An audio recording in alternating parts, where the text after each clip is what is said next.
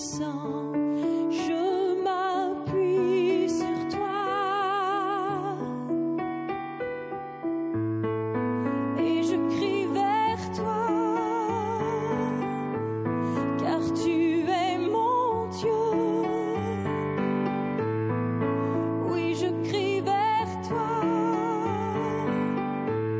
j'ai besoin de toi. Tu es mon roc au jour de ma détresse. Et si je tombe, tu me relèves. Dans la tempête, ton amour me ramène au port. Tu es mon seul espoir, Seigneur. Tu es mon roc au jour de ma détresse. Et si je tombe, tu me relèves. Dans la tempête, ton amour me ramène au port.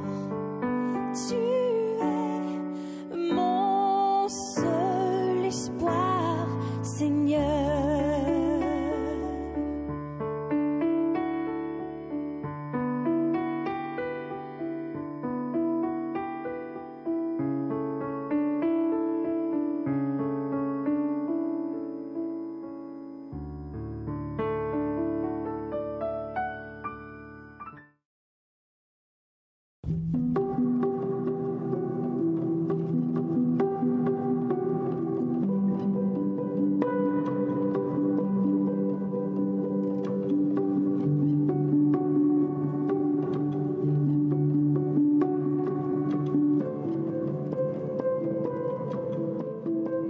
Évangile de Jésus-Christ selon Saint Jean.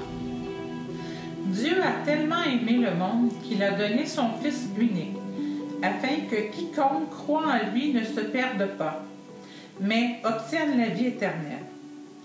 Car Dieu a envoyé son Fils dans le monde, non pas pour juger le monde, mais pour que, par lui, le monde soit sauvé.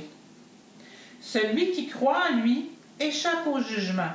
Celui qui ne croit pas est déjà jugé, du fait qu'il n'a pas cru au nom du Fils unique de Dieu.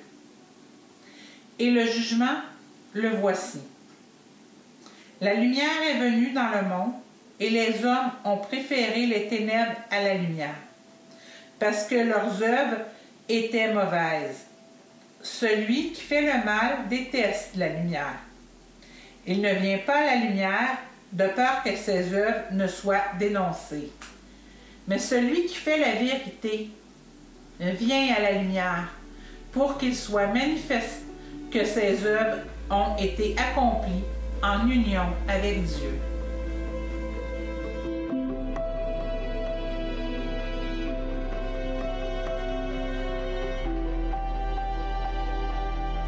Commenter l'évangile de Saint Jean, c'est quelque chose d'énorme pour moi et ça me prend un petit peu d'aide. C'est quelque chose d'intimidant, un évangile très spirituel. Et dans les grands livres des exégètes, les livres d'exégèse, on nous propose cet entretien de Jésus avec Nicodème, un peu plus haut dans le début du chapitre. Et moi, l'évangile du jour aujourd'hui, c'est le premier paragraphe qui dit « Dieu a tellement aimé le monde qu'il a donné son Fils unique, afin que ceux qui croient en lui aient la vie éternelle. » Et là, les grands spécialistes nous disent que c'est vraiment le message central de Saint Jean, c'est le sommet de l'Évangile. C'est une révélation ultime de l'Évangile de Saint Jean. Et c'est assez logique, je crois, avoir un Dieu qui aime tellement, qui donne son Fils unique pour que nous puissions croire en lui et avoir la vie éternelle.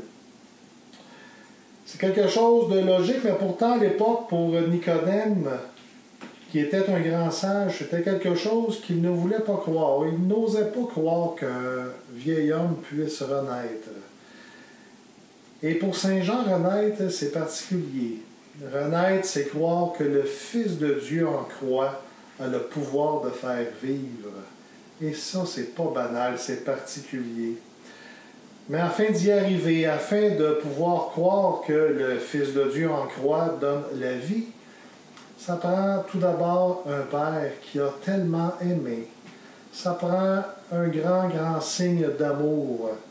Ça prend un amour immense, un Père aimant qui donne son Fils, qui donne sa vie.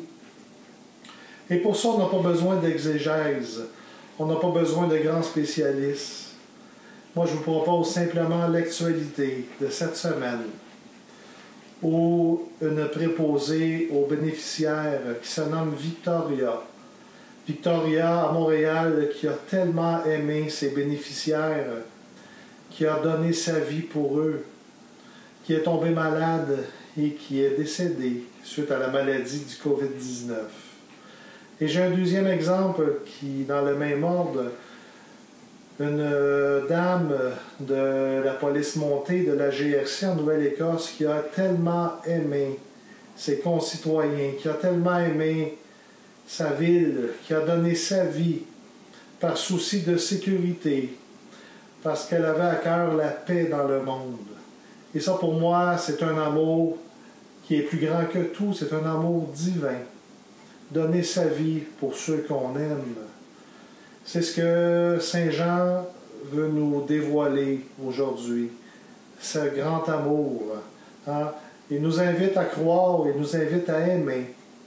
Et c'est ce qui nous permet d'arriver à ce passage de la ténèbre à la lumière. Merci et bonne semaine.